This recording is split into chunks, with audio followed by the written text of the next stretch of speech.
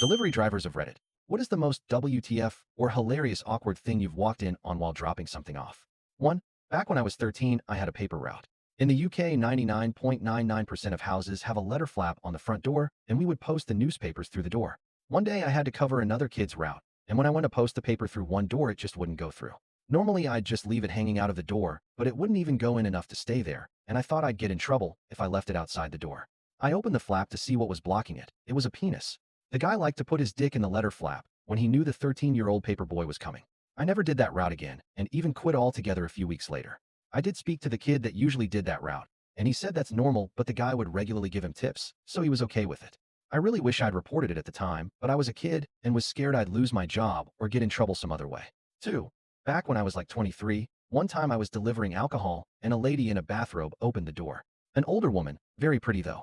She started acting kind of flirty. I smiled and just handed her the bag. Then she asked, "Don't you need to see my ID?" And I was like, "Nope, all good." Her smile dropped. I realized what I had done.